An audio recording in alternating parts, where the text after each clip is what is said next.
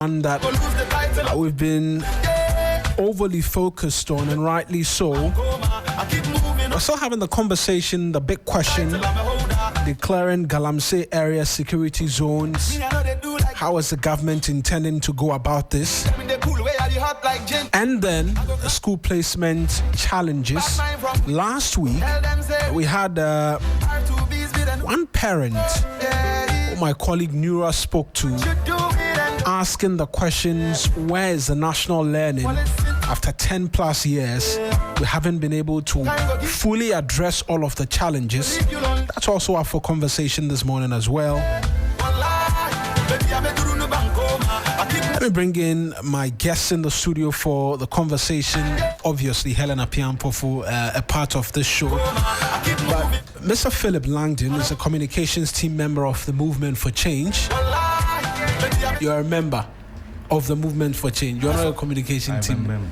You're just a member. Yeah. All right.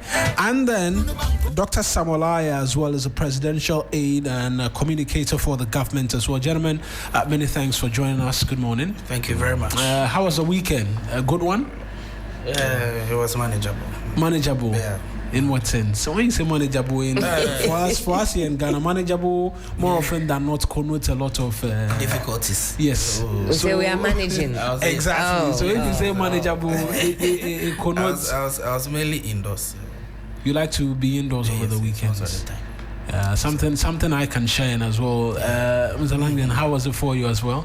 Well, when it's manageable, one person's manageable is different from another person. So yours was a positive manageable. Well, I was out of Accra over the weekend for a function in Kita and go back.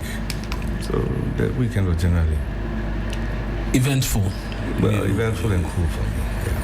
Yeah. Let me start off from you on the subject of Galamsey, and I just want to get straight into it. We've had reports in the ending part of last week about high contamination of lead, cadmium, mercury, amongst many other things in our food. Amidst all of that, we also got the Lands and Natural Resources Minister revealing to us that Galamsey areas are going to be security zones. In terms of where you sit and the general conversation, you think that is the next big step we should be taking in dealing with the Galamsey as we've had it? Well, thank you very much, and good morning to the other panelists on the program, and also to your listeners. I think the issue of Galamsey is a very big topic that is of deep concern to a majority of Ghanaians, because we are very much aware of the dangers that it poses. But at the same time, to realize that there are some Ghanaians among us who are very much involved in it, who are virtually oblivious to the dangers, apparent dangers that stare at all of us, and are proceeding very vigorously with the Galamsey we are all condemning. You know, there's always this difference between small-scale mining and Galamsey. Galamsey is is basically the illegal mining that is doing massive environmental damage and degradation, particularly to our forest areas and river bodies. And this matter is of grave concern to Ghanaians, and it is one of the major issues that influenced the last election. And it's still a very major issue on the hearts and minds of Ghanaians. A couple of weeks or so ago, the President, His Excellency President Mahama, addressed the nation. And, when the issue of, I think the press encounter, and when the issue of Galamsey came, and he explained as to what his plans were to tackle it in the immediate future.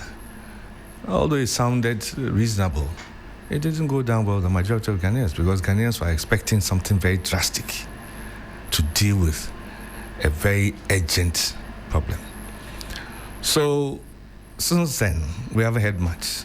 The next we heard is what the Minister for Lands has said, that I'm not too clear exactly what he meant, but my understanding is that the river bodies and areas that are seen to be Galamsey areas are going to be declared security zones. It's an improvement of the previous. We all know how security zones are managed. You don't go there if you're not been authorized to, and if for any reason you find yourself there are so many things you can't do. You can't just go wandering around security areas. So they become very restricted and prohibited areas, and there are consequences for unauthorized people being in such security areas. So that is a welcome step, towards the general fight. We are still hoping to hear of more drastic. On my own part, I want to hear, I think it's way behind time for us to have banned shangfans. It should be a banned product. It should be illegal for anybody to be manufacturing, or operating, handling, or transporting a shangfan. It must be a crime, criminal offense, for anybody to be handling such an equipment, because it is the shangfans.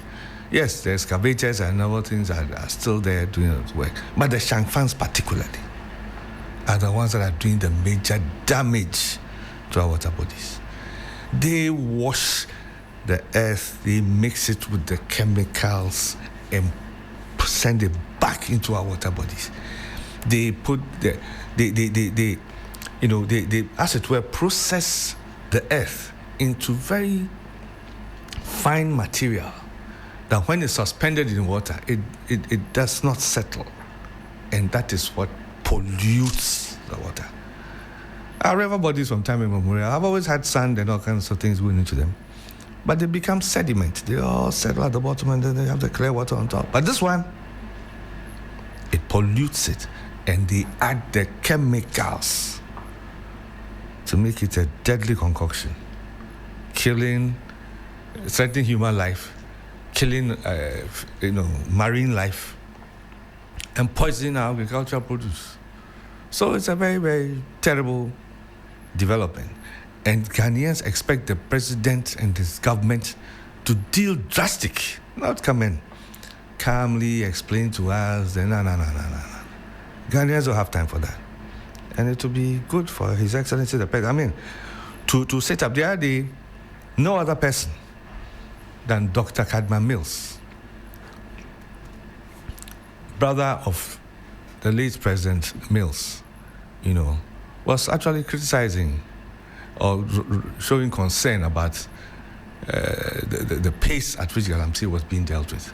I think it is good that an eminent person like that in the NDC has actually stated his position. I hope the president will listen and appreciate that criticisms on his actions are not necessarily coming from people who don't mean well for him, because we're all sure that Dr. Cadman Mills means well for the president and the government.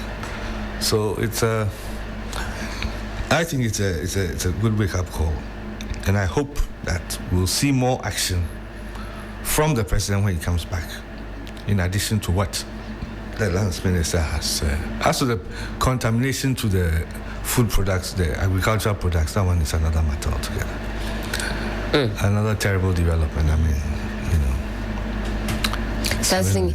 Mr. Langdon, I'll definitely want to pick your thoughts on how much of this lies on the people of Ghana, how we apportion, maybe not even blame, but responsibility when it comes to the residents, when it comes to religious leaders, when it comes to our chiefs and the custodians of the land as well. So please ruminate on that for me. But Doc, we saw in one of the papers today, Mawana, was it Agbobulushi? Yeah. Agbobulushi traders, they say they vehemently deny the presence of mercury and any kind of impurities in the fruits and vegetables we're consuming, because the vegetables look fresh, they look juicy, they don't look to be contaminated. And I wanted to find out, even before we get into your thoughts about this security zone issue, can you tell whether your fruits and vegetables are contaminated simply by looking at how fresh and juicy they look? They said if you boil it, as soon as you boil the cabbage, the mercury will now, dissipate all of the lead. And I thought, well,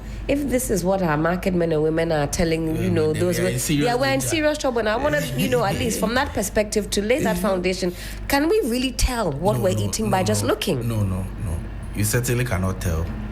It looks fresh. No. See, these are metals that find themselves in the core of the fruit. You cannot just look at it and determine that because they look fresh, they do not contain any contaminant. I think that there's still a gap of education. We need to continue to educate our people that you cannot just look at a fruit and say that because it looks fresh, it looks or it is succulent.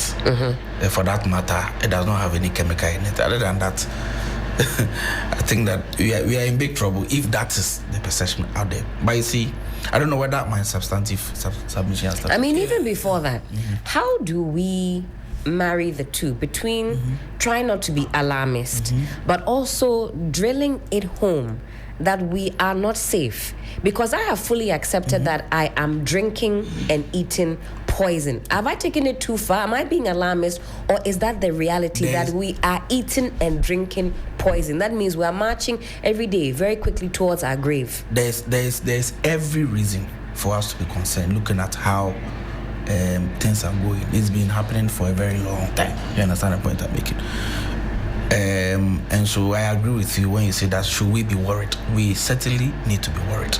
There's the mere fact that Ghana Water Company years back even started sounding the alarm bells that if the activities of illegal mining do not stop, they will be compelled to shut down their machines. We have heard reports from various experts that we are seeing increasing levels of mercury and cyanide in our tubers of yam and what have you. That is a wake-up call.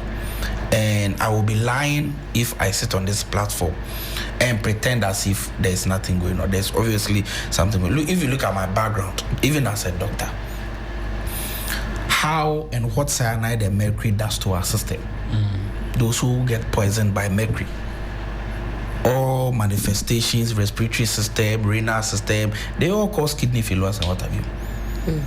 They cause, there's what you call inborn, errors, where because of the chemical they bind with,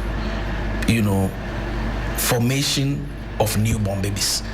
You understand? They come with a lot of chromosomal deformities, physical deformities, and what have you. So the need to discuss this matter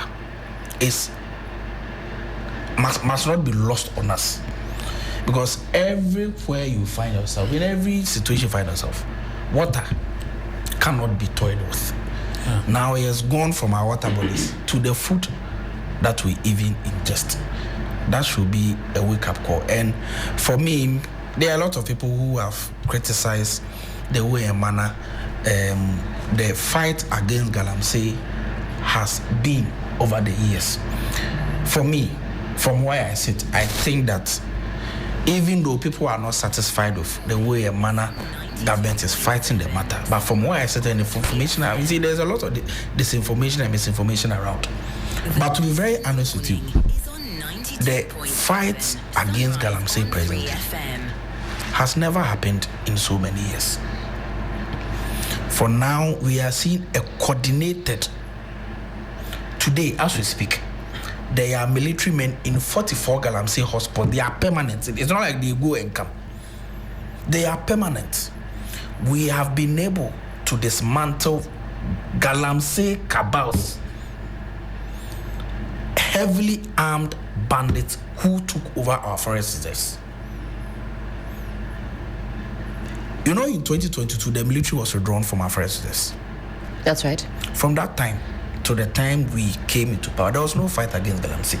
In fact, I had the cause to even send one of the leading members of the MPP, Dr. Nanaya Ayu, to Ghana Medical Association for sanctions, because he stood on a platform and said that they will not end Galamsey today, they will not end Galamsey tomorrow, and that the NDC wants them to lose their votes. I recall that. You call that the action I took. You understand the point? And so that time, in fact, the MPP youth organizer at the time told the whole country that he would take his government on if they ban Galamsey. Today, what are we seeing? We have seen a repeal of We have seen processes to repeal LI 246 by the Lands Minister. The Attorney General has been alerted to that effect. We have seen a coordinated attempt by NIMOS to dismantle major Galamsey hotspots in this country. Your own colleague, Iatiti, has gone to some river bodies, and she has demonstrated that gradually there is improvement. Of course, there are many places where things have worsened, but you can also attest to the fact that there are many places that we have seen significant improvements. Last week, I think lawyer Sami Jenfi brought some data from Water Resources Commission that some parts of this country, there have been improvements in the stability in the water bodies. You understand the point? They measure it in NTUs. You understand? Yeah. Of course, there are places where they have worsened, but there are places where we have seen significant improvements. We have launched outcomes, the Responsible Cooperative Mining and Skills Development Program, so that government itself will put the people in cooperatives, 10, up to 10, 12, 15 people will put themselves together. We are in conversations with large-scale mining companies whose operations do not allow them to mine in certain areas of their concession that do not have necessary commercial value. Those concessions will be leased to small-scale miners who will be under the Responsible Cooperative Mining and Skill Development Program. So the people can continue the mining, but in a way, a manner that is coordinated, that is legalized, that they have been trained to do, rather than doing the illegal mining that they have been doing. You understand the point I'm making? Only last week, the Lands Minister told us that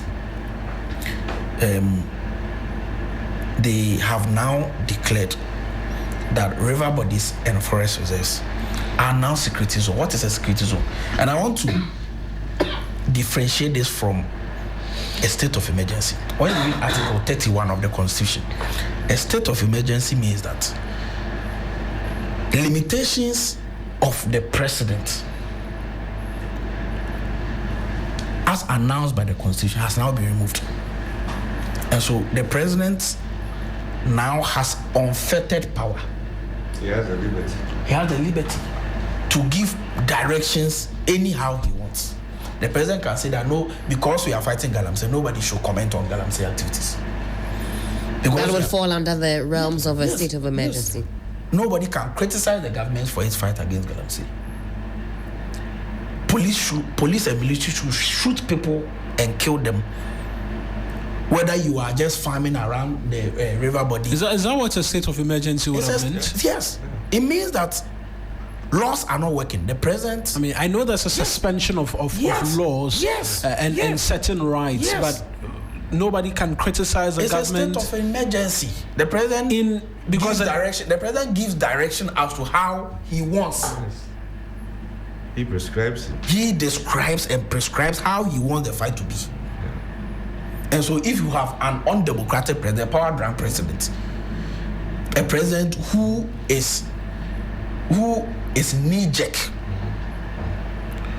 who authorize military to kill people. We have seen situations in this country where military and police have killed people without any basis. What happened in Obuasi? When we came to power, where about 8 young people in Obuasi were gunned down. The people were saying that they even retreated and apologized that what they did was wrong, but they were still shot. Whose regime are you referring to? Well, immediately we came to government about a week or two. And that is the same regime that now president at the time said we should have had the state of emergency. There was not that concern? No. You are comparing apples to oranges. I'm saying I, Doc? There may be extremes and adverse effects of a state of emergency. We already have a situation where military and police personnel can go overboard. They can just kill you and come and tell you that you were attacking them. Who is there to know? So in the declaration of a state of emergency, we can have a situation where people can be killed unwarrantedly merely because they were doing an activity around the river bank or in a forest. Some maybe even be farming. But now you have a democrat, and I think that we need to commend President Mahama. He says that he has declared all river bodies and forest reserves security zone. What is a security zone? It means that when you are found there, you are arrested. You cannot walk into Jubilee House just like that. It's a security zone. You cannot go to Temaport and say that because there's a river or there's water that you are going to fish. It's a security zone. And so, what the people of Ghana need is that they want Galamsey to be fixed. Is that not it? That's right. If fixing Galamsey will mean that a security zone should be declared on our river bodies and water bodies, I think that President Mahama has done well by that. It will be at a lower cost for me as compared to declaration of a state of emergency.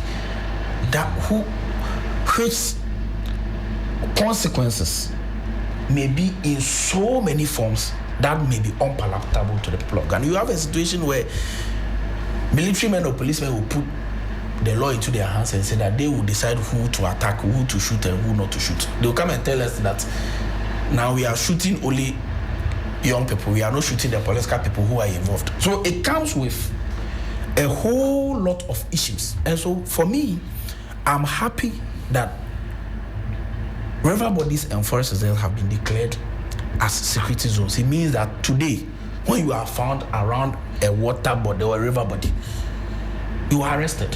When you are found in a forest reserve, you are arrested. It will have the same impact. Because when you declare a state of emergency, you are still going to use the police and the military. Is that not it?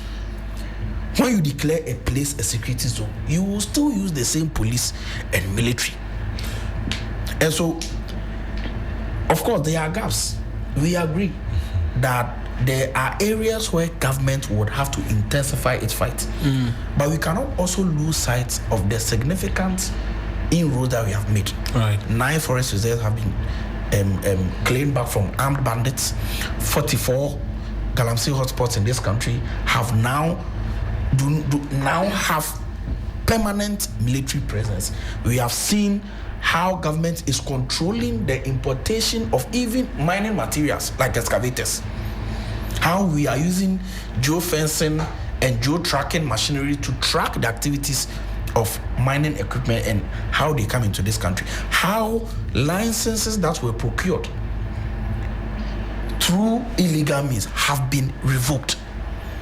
The activities of NIMOS and Blue Water Gas, have we not seen? Even your own colleague, Erastus Asare, has commended the government about how efficient NIMOS has become. Of course, people have done illegal mining for so many years. They have made a lot of money. When you tell them that today they should stop doing what has brought them billions of dollars or millions of cedis within a short time, they will not agree. You sack them, they go home. In the next month, they will do what? They will come. So you see that there are some places that today you go, stability is low. It's because they have been sacked from there for about a month. They will be there the next month. You go there, you see that no, the stability has gone up again. And so until we have been able to completely end the activities of illegal mining, we will still have small difficulties. And the president and the lands minister, cabinet, and the leadership of this government is willing to wage a relentless war against Galamsey, as we have seen. And I want to encourage all young people listening to me. We have launched a responsible cooperative mining and skills development program. There are so many pillars where you don't even necessarily need to mine. Some of the young people will be put into reclamation, reclaiming mining pits that have been dug and causing havoc or terror to people. Some will be trained into repair of mining equipment. Some will be trained into farming cooperatives and what have you. So if you read the outcomes, the program has about 6 policies. You understand the point? And so we're encouraging them not to put their laws into their hand, not to enter a forest or a river body and do whatever they like. But they must. I hear you on all of the explanation, but just listening to Mr. Langdon, there's a bit of drastic nature. The drastic nature in the fight is what many say is missing. For instance, you've mentioned curbing the inflows of mining equipment. There's a Galamsey. What about a machine like the Shangfan, which Mr. Langdon says? What about the importation of mercury? Because at the last time we checked, we don't produce mercury here, but mercury is coming in large quantities in terms of importation. What is the government doing in being able to track who is bringing mercury in these large numbers? Where are they going, amongst many other things? Do we have an update in terms of that? That's why I'm saying that they are part of the fight that government is doing. They are fight that we think that if we do more, we can go a long way to avert what we are seeing. Have we not seen NIMOS arresting and banning some fines in this country? Cessation of water pumps. Have we not seen that we are dismantling huge and arresting huge numbers of people? Today, over 600 excavators have been seized, and they have been seized and they have not flown away, just like what happened in previous years. It's still in the custody of the police. Over 1,600 people are currently facing prosecution, as compared to only 700 of them in the last 3 years of the previous regime. So based on that, the last minister said out of the almost 800 arrests, only 35 prosecutions were prosecuted. But today, you say all of them, they are facing the law. They are facing prosecution. The Attorney General is aware of it. So I'm saying that this has happened for a long time. We do not expect that in only 1 year, all our water bodies that were brown will suddenly become blue. We must be honest with the conversation. But I'm saying that just like your colleague Yatiti demonstrated when she visited one of the river bodies, she clearly made a point that there is significant improvement in some parts of the water. Do you know the river Ankobra is about 190 kilometers? Right. Yes, they are part of it that you go that it is clear. And other parts too are unclear. You understand? So all we need is consistency and the commitment by the leadership in place to fight it. I believe that this regime will be able to surmount this hurdle that we have faced for so many years now. Doug, let me hold you and Mr. Langdon on. Let's get onto the phone lines. Richard Komado is a fraud and security consultant who's joining us as well in relation to this conversation about a declaration of a state of emergency. Mr. Komado, I appreciate you joining us this morning as well. And so for persons listening, the civil society groupings who've asked that the president declares a state of emergency, he's given them a security zone instead. What are the differences, and should this be appeasing them, like Doc has been saying, that it's a better alternative to a declaration of a state of emergency? So, man, when we say a state of emergency, to the layman or to the coalition, it's a restricted measure that a local authority or the president, backed by law, would issue out there to do two things. First is to curtail the spread of a menace. And number two is to prevent the further endangerment of lives and species. So if you take Galamsey as a menace, then you will want the state of emergency to be declared in that line. But remember, it comes with a restrictive measure, and you will need law enforcement officers to enforce that measure. In enforcing the measure, they are always afraid that if care is not taken, it may lead to casualties and fatalities. So that is what the main concern is. And that is why President Akufo-Addo and President Mahama hesitated in declaring the state of emergency. So that is what we mean by state of emergency. When you bring it to declaring a particular place as a security zone, it does two things. It gives exclusive right to security officers. And what is the right they have, and what are they supposed to do? It means that in a security zone, the predominant activity in a security zone is security operations. And it is expected that everybody within the zone is either a participant in the operation or they have to observe the operation strictly. Non-compliance and non-conformity may lead to casualties. To a layman again, and for the purposes of public education, we say that state of emergency is the universal set.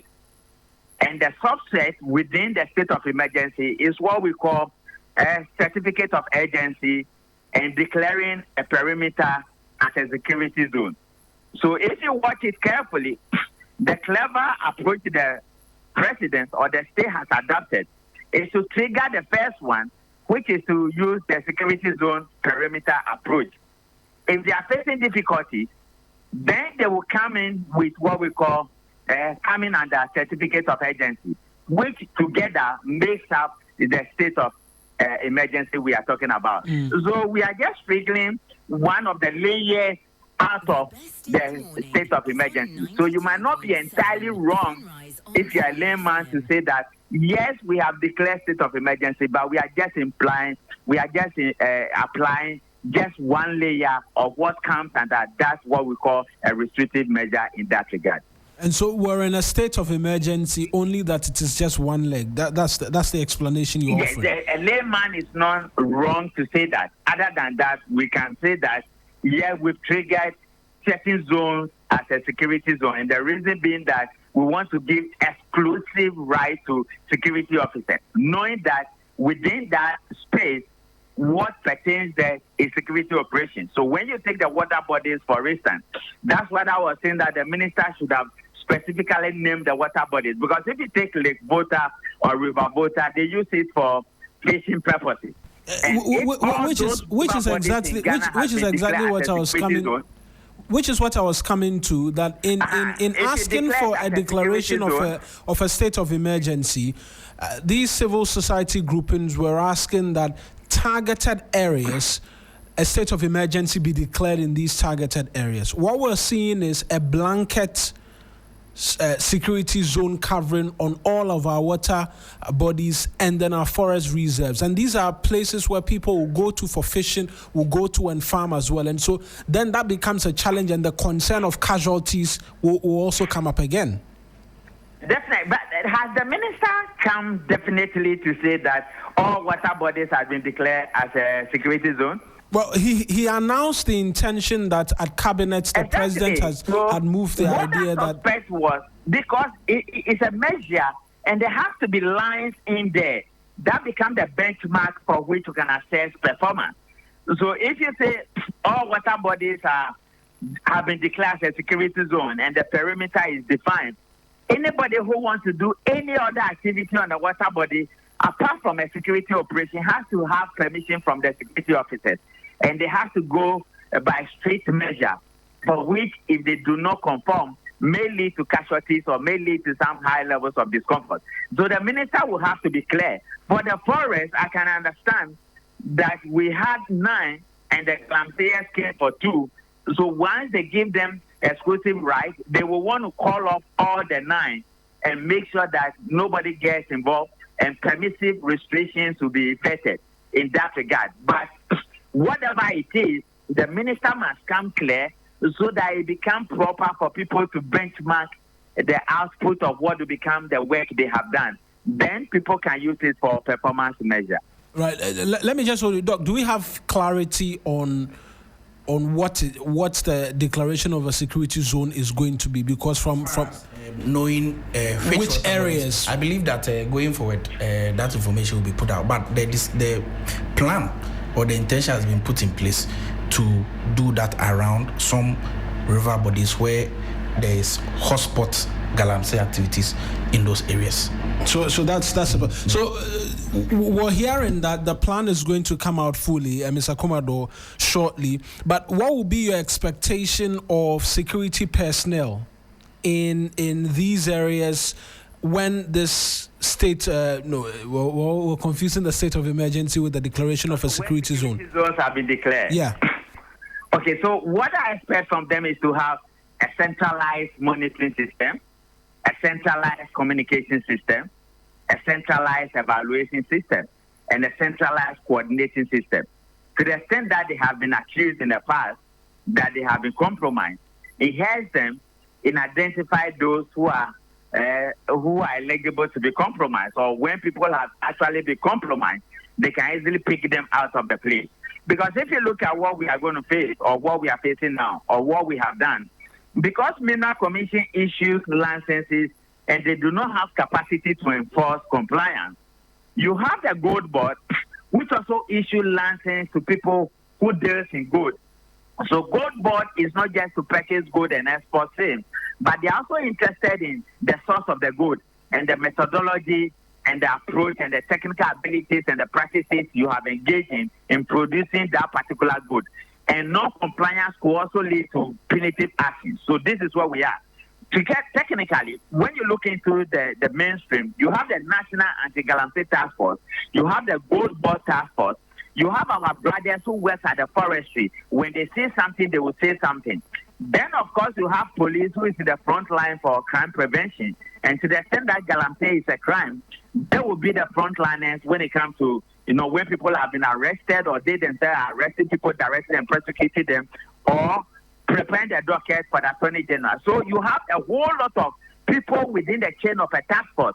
Local authorities and municipal people also have task force. If they do not coordinate properly and have a centralized monitoring system, then we are going to come back to the stage where we are saying 30 people are doing 30 things that are not right, and we need to fashion it out again. Right then, let me come to you again, Mr. Langdon. You've heard the different opinions in terms of the fight. You had made the point about a certain level of urgency. Doc has explained what the government's plan is. That begins to suffice in terms of the work and the progress being made. You see, that in itself does not suffice. That alone in itself does not suffice. We've seen and heard these things before. There was a time when we had terrible turbidity levels and we saw the same things clear. We've heard of excavators being seized and burnt and all that. We've seen all those things before. Bottom line in all these things is leadership. The president some weeks ago came out and explained these things. For me personally, it sounded reasonable that he was working towards it. But the reality is that the majority of Ghanaians were not satisfied with that. They expect to see something more drastic. Now the minister has come out to talk about state of emergency, security zones around the rivers. Yes, that is an improvement of the previous. But it depends on how it's managed, how it's going to be executed. Yes, we talked about technology, we talked about so many things, and there has to be details of this. There must be clear parameters, clear lines of distinction as to where when you stand, you're at security zone, where when you stand out. There are far more details that have to come out. And it is the leadership that will make the difference in that. But just hearing about these things in itself is not enough. Right. So the government can please itself as much as it can by saying that it's doing this and doing that. But bottom line, Ghanaians want to see action. And the fact, look, like we were talking about, our history has taught us the horrible things that can go on in states of emergency. And there's a certain political situation which was virtually a state of emergency in Ghana. We saw what we went through, and Ghana as a country has moved away from that. But at the same time too, we still want strict and drastic measures to be taken against Galamsey because it is a dire threat to us. Years ago, we were seeing babies being born with deformities because of contaminants in our water bodies. So it's like yesterday or last week, it suddenly came to our attention that, no, this is something we've been living with. Contaminated foodstuffs and stuff like that. We've been hearing about it, we've been seeing signs of it. So these are real problems. So it's not about talking and explaining about what government is doing. No. We've gone beyond that. Ghanaians want to see action. When the minister says state of emergency, security zone, within days, Ghanaians want to hear beyond that. What has cabinet said? What are the details to it? What are the consequences? Those areas that fall in security zones, and there are many security zones in Ghana and around the world where we have security zones, military areas. But then in some of the local communities, they know their headsmen who bring their cattle around, who bring their sheep around. It is still a security zone. Yet they allow these things to happen. There are mechanisms that will govern the security zones that will be established. And there may be different varying rules that will apply to varying areas. Like we spoke about the fishermen. Yes, if there are some local fishing communities and they are known and registered, they may be allowed to apply their normal fishing. So every situation will have its own peculiar guidelines and restrictions. Right. These are the details Ghanaians want to hear. Not just that security zone has been, the president, the minister has. No. We've gone beyond that. We've gone beyond that. We've seen situations where we had drones. Where are all those drones? That's a very important question, because we procured Ghana, drones. we have gone beyond the rhetoric. We've gone beyond the rhetoric. And so if the government makes the mistake of assuming or thinking that, we are making these steps, we're doing this in place, we are improving this, Ghanaians have seen it before. And it's got to a point where Ghanaians are beginning to lose faith in politicians. I am a politician. And Ghanaians are beginning to lose faith in politicians. It's a reality we have to face. Yes, a community mining, the Great Transformation Plan, we've drawn it up. That is a very sustainable way we can help alleviate poverty, create employment, and get gold legally and responsibly. Yes, the government must pursue that. But at the same time, too, we must fight Galamsey. And the populace must see and appreciate and have confidence that the government is fighting Galamsey.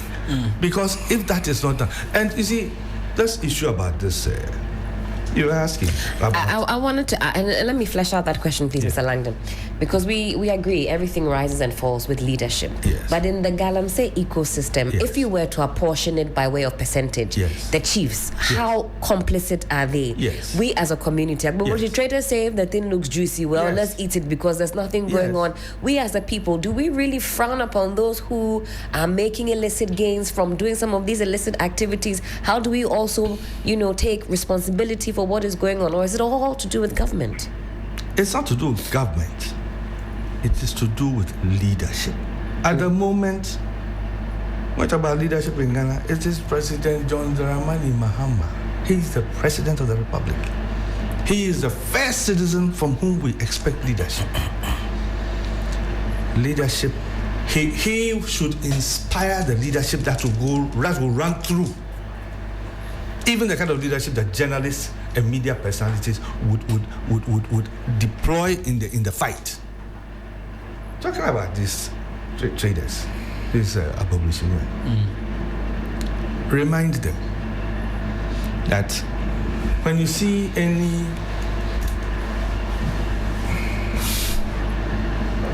beautiful, sweet-looking woman or man, that doesn't tell you anything about the person.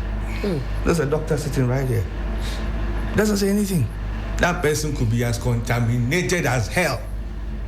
That is the reality. So you should explain it to them that way, because they themselves, they are aware that when they are dealing with each other, from time to time they hear this person has dropped a bang, this person is sick. They know.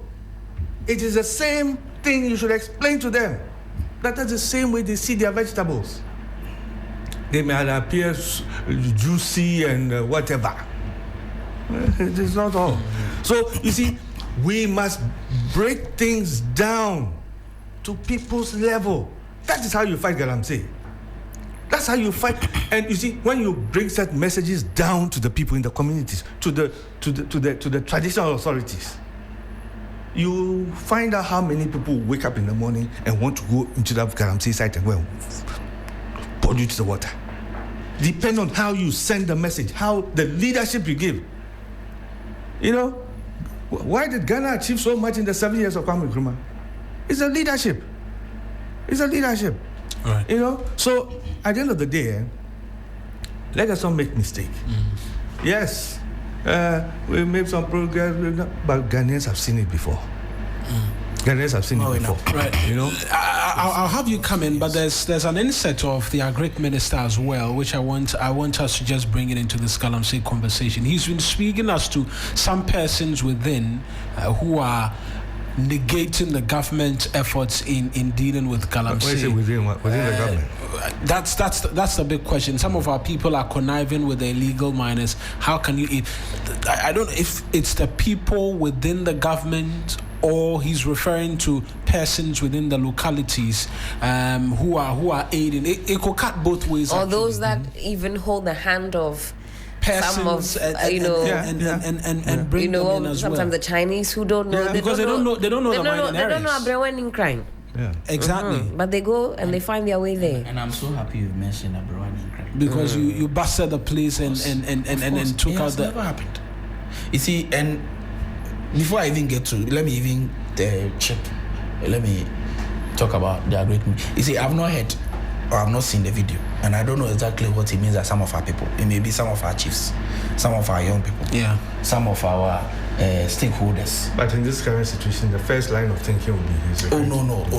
You cannot be sure. But Doc, are you saying that's not a possibility? Why have you omitted it from the list? No. So I was mentioning it. It can be some of our party people, some of our government people, some of our opposition people. Yes.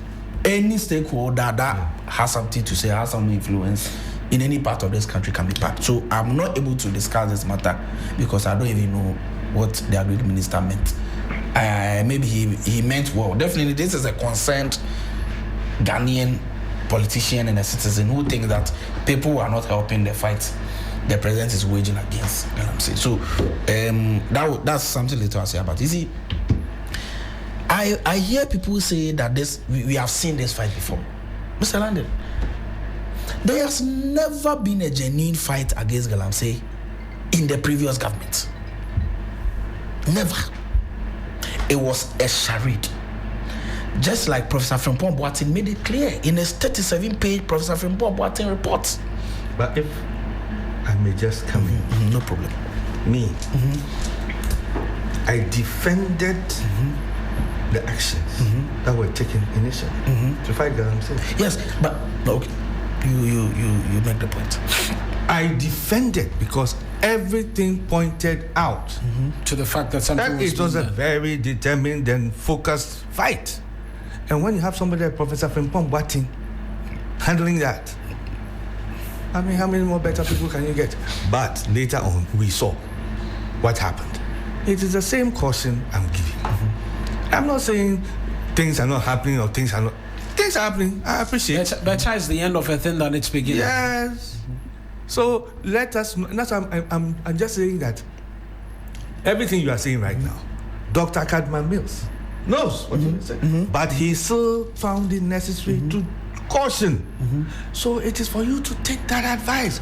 We're not saying that what is happening is not happening, no, or this is the best fight that Ghanaians are not interested in whether this is the best fight ever that has been initiated. Ghanaians are looking for results. So what Ghanaians want to hear from you as a government representative is the sustained fight and how you're going to ensure that there's progress at every stage until the total elimination. Mr. Lam, so what has happened? I can give you our biggest assurance from His Excellency the President that this fight against Galamsey will be sustained, and I'm happy with what the Lands Minister is doing. When I say that there was no genuine fight against Galamsey in the previous government, there is a reason why. Professor Frimpong Boateng himself said it. That he mentioned people with evidence. There's a journalist called Setmante of Despite Media. He actually went to police station to write a police statement that when excavators belonging to illegal miners are seized and they want it back to enter the forest reserves and the water bodies, he is the one whose account is being used for the transfer of the monies. He said the illegal miners send money to his accounts and he will give it to Akwewusi, and they will release the excavators to them. Have they been prosecuted? No, hold on. That evidence was in the Professor Frimpong Boateng report. The Attorney General came and told us that there is not enough evidence to prosecute such a person. The minister told us that he brought that anti-Galamsey report 2 years to President Kufuor's office. President Kufuor never opened it until he came out to say that he had brought a report. President Kufuor didn't mind it. Minister that the president himself put in charge of the interministerial committee, they were not even coming for meeting. We saw leading figures in the MPP, Kende, Japan, titles, Glover, and what have you saying that, the Galamsey there, they can't fight it. Now there's their own people who are doing it. Why? Are we not in this country? Didn't I tell you that in 2022 the military was pulled out of our forest reserves and our anti-Galamsey fight? So from 2022 and 2024, what was the fight? There was no fight. And so I can understand the concerns Mr. Lang is raised, of course, we take it. And that is why since we came, there were some individual operation, anti-Galamsey operation. Have we not consolidated all of them? So that we can have a single front against Ghana. And they have done extremely well. Legislatively, what have we done? Have we not repealed the LI 2462 that many people spoke about? We even spoke about it in opposition. Have we not taken steps to repeal it? Are we not bringing in alternative sources of income for the young people who are part of it? Has President Mahama not referred two of his core party members, the national organizer and first vice chair, who have been alleged to be in charge or to be part of Galamsey activity? Has he not referred them to YUKO? Are investigation not currently going on at YUKO? Did we see that in the previous regime? You understand the point I'm making? So, of course, we may have issues. We may have, disquiet about some approaches that the government is doing. But you cannot say that President Mahama and the Lands Minister and other senior government officials are not interested in this fight. Have we seen that 44 Galamsey hospitals now have permanent military men? Have we not been able to take back some of our forests there that were taken? Did we see this in the previous regime? No, it didn't happen. We all saw it. President Kufuor even went ahead to put his presidency on the line, not knowing that he himself was not even monitoring it. And we sounded the alarm bell right from the get-go that fight was a charade, because they were part of their people who were in it. Their names were mentioned, evidence was given, nothing happened to them. We had the state defending them. That is not happening under this present regime. And so we can be skeptical, because that is people have been skeptical for the last 8 years, because we saw that no, the people were still doing the Galamsey, but leadership was telling a different story. Today, are you honestly telling me that where we have gotten to, some of the things we have done, to even revoke people's licenses, to even impound excavators? So can we use Mr. Lang's analogy like he did before? So you have a new girlfriend. How her ex-boyfriend treated her was so bad. Yes. You now have to give her so much reassurance, because what she went through, she simply, when she wakes up, her heart starts beating, because they all kind of what's it done. Yes. No problem. So you, as a new boyfriend, you have to keep reassuring her, letting her know that I won't do you the way your ex-boyfriend did. Yes, we'll continue to the. And you see, sometimes people say that they want the president to show something. The president. So now, we are seizing excavators, we are burning some fines, we are putting military in Galamsey hospital, we have banned mining in water bodies. So when people say that, Mr. Landi, you let me make my point. When people say that they want the president to do something, that now they want the military to kill people. Mawena, if you say that all the things we are doing, arrest of people, excavator, what have you, is not enough, should we go ahead to kill people? Because if you say what the president is doing, you don't see it to be enough. For which reason we are seeing results in some part of this country where places like Abreu and Nkran have been vandalized and scattered. Right. Which occupied about 10,000 people. I want you to round up, because we have to take a quick break. So is it that people want shoot to kill? Some people have said that. People want shoot to kill in this country. Some people, I've got to be honest, Mauna, have people not said that? I don't know. I don't subscribe, but there are people who say, because we are eating and drinking poison, if you want to poison me, you want to kill me, then because at this point it's too much. And we take all those suggestions. But you see, there's a reason why the people elect us, to combine all the concerns raised by people, internalize them, fashion out measures that will achieve the same results. And I think that the government is well positioned to be able to do that. Give us up to the end of the year. You will see significant improvement. Just like I have mentioned, give us up to the year. You will see significant improvement in the fight that we have waged in only 1 year. Mind you, the worst ever form has happened in the last 8 years. 8 years and a year. I don't think that it will be fair if we pin this government down for all the things we have done in only 8 months. All right.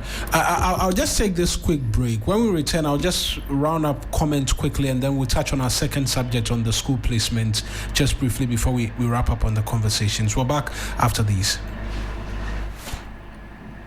I hope you give me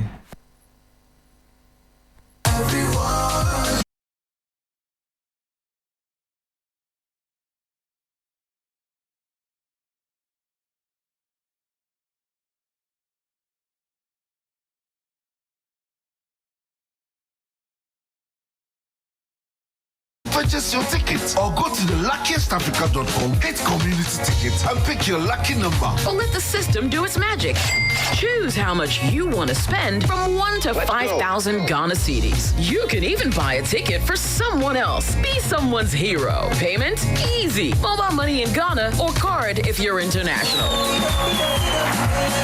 One ticket can turn 1 CD into 500 times more. That's maths we love. Or your community could win 10 times more. So let's get lucky together because luck is everywhere. Play responsibly, not for persons under 18 years. This promotion is regulated by the NLA on the Caritas platform. Always busy on the go. Tap the app, you're good to go. Big dreams, little time. There's a boat for you to ride. Every single time, yeah. Morning rush to the late night grind. Work to home and get to big. Smooth and easy ride and vibe. Safety toolkit by your side. Use code Keep Moving 50 for 50% off your first 3 rides. Download the boat app now.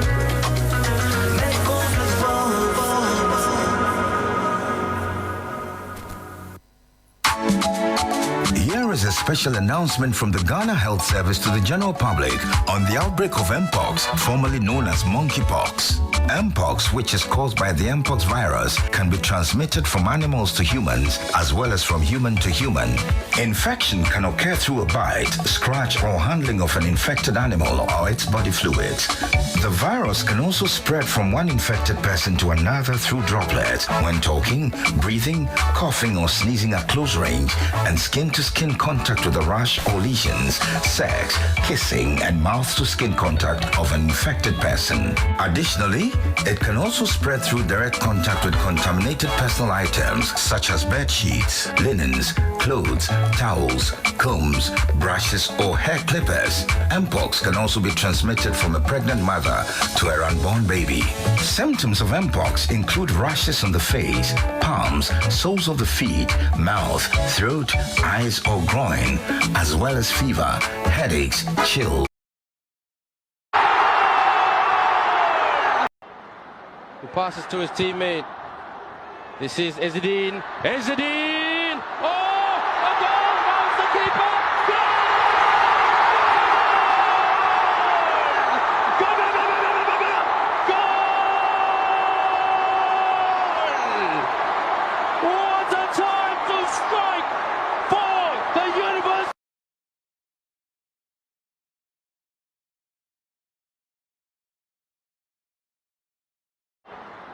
He passes to his teammate. This is Ezzedine. Ezzedine! Oh! A goal! Rounds the keeper! Goal! Goal! Goal! He passes to his teammate. This is Ezzedine. Ezzedine! Oh! A goal!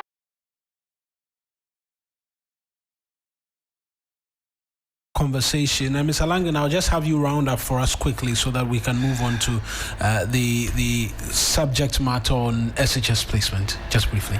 Well, thank you. Let me just make the point clearly that I'm not interested in politics. I'm not interested. Whether it's NDC, MPP, I'm not interested.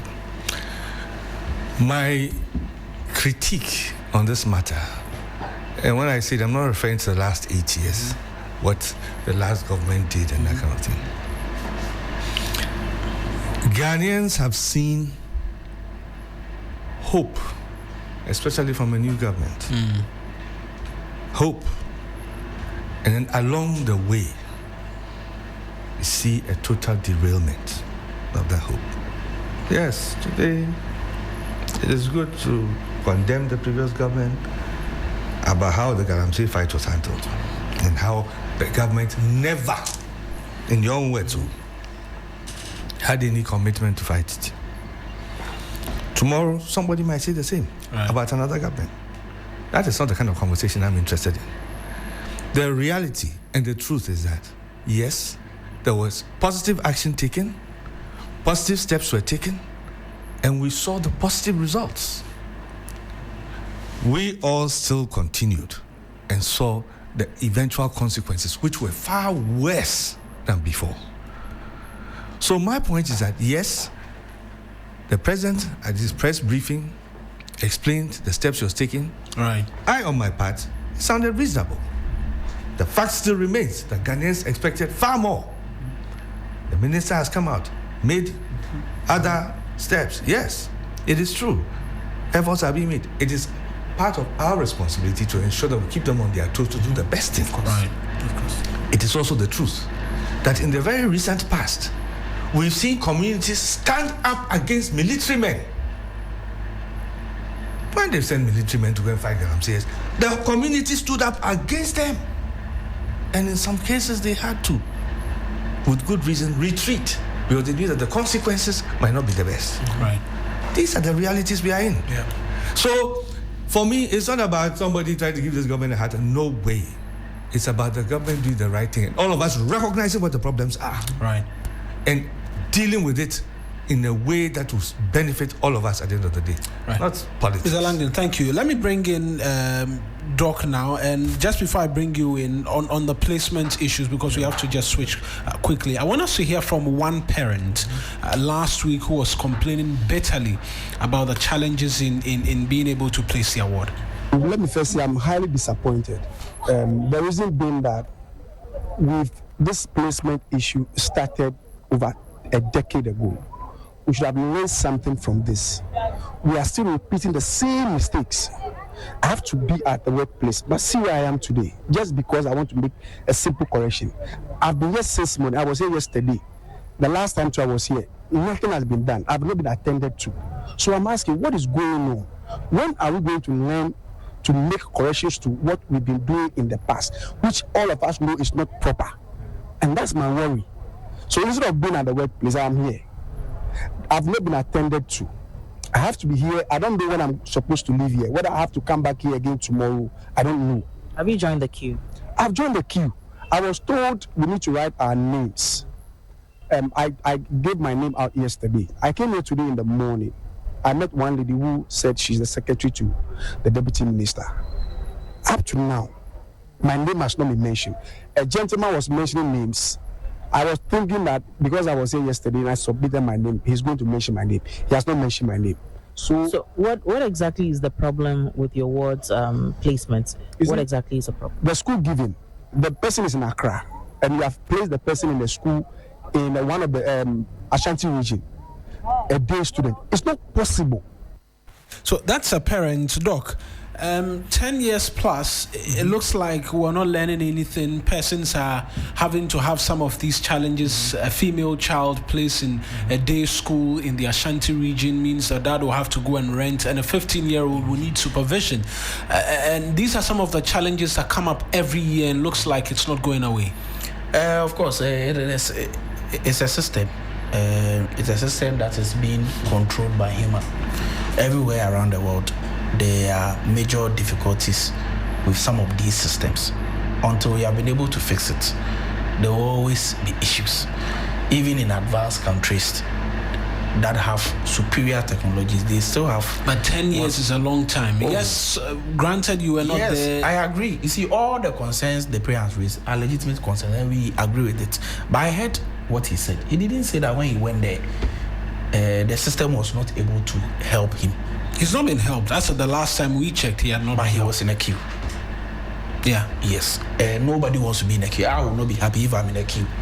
You understand the point? And so I am expecting that maybe after some time he'll be sorted. But the fundamental point is that we still, on a yearly basis, improve upon our system.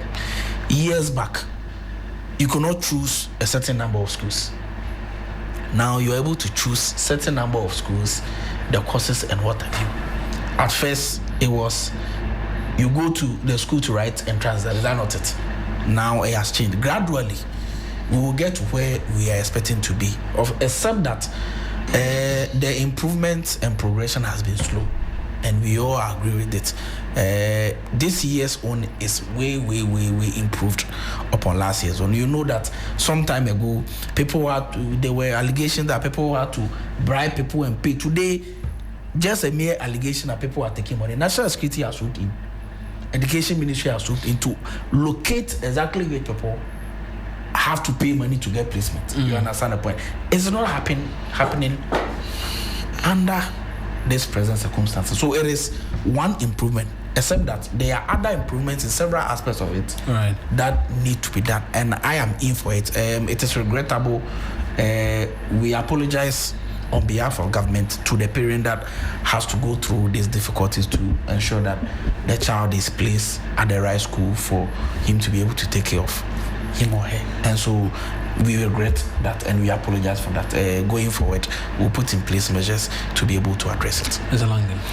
Yeah, I think, if my memory serves me right, this system has been in place for more than 10 years. Yeah. Because I think President Kufuor in his latter days that brought it in. And that was to arrest a situation where when students were looking for admission, they have to go and besiege headmasters' offices. Headmasters have to flee the country, flee their the offices for fear, and all kinds of things are going on. The school placement system has generally served well, but of course, it has had its challenges. Now, the problem also became when free SHS was introduced and the numbers multiplied. And the number of rates at which additional schools were brought into the system was not commensurate with the number of students that were coming into the pool to be admitted. And also because a majority of the parents were also targeting certain particular schools. I think in the recent past, because of the performance of other schools that people didn't really know about in the past, to this maths and science quiz and things, parents have now become more interested in some other schools where previously people weren't so interested in. So I think generally the system must be improved. They must, appreciate the problems that it generates and work at it. After all, why are people in the ministry? Why are people employed? Why are people working in the secretariat? Their job is to solve the problem. So when problems occur, I believe that at the end of this year's placement, they will appraise the system, how it went. Some of the problem also comes from the parents who don't fill the forms the way it is required. Some of them inadvertently make mistakes. There are so many ways. They should look at it. And then way before time, begin to school parents and prospective students about how the process works, so that next time around there'll be less problem. Next time around, when there are less problems, next time around too may bring its own different problems. Those ones too, human beings have to put their heads together, find solutions to the problem to improve upon it. That's how countries develop and advance. You don't keep doing the same thing, the wrong thing all the time. You try and make improvements as time goes ahead. So I believe that I don't know too much about the current system. I think it's the same system that's been running. Well, that's why I don't know how much it has changed, but it appears to be the same thing. Right. I'm hoping that very soon when my grandchildren are coming, which will not be too far away, the system would have improved. The system would have improved. All right, gentlemen, I think we'll have to end it all here. I appreciate you joining us this morning. Philip Langdon is a member of the Movement for Change, joining us this morning. Dr. Samolai is a presidential aide responsible for communications as well. We had Richard Kumado join us via the phone lines. He's a fraud and security expert, a former BNI operative as well, speaking to us on the subject matter that took a lot of our time, and rightfully so, the Galamsey conversation. And we'll continue to have that conversation here when you tune in to 3FM 92.7. But as always, thank you very much for coming. Thank you.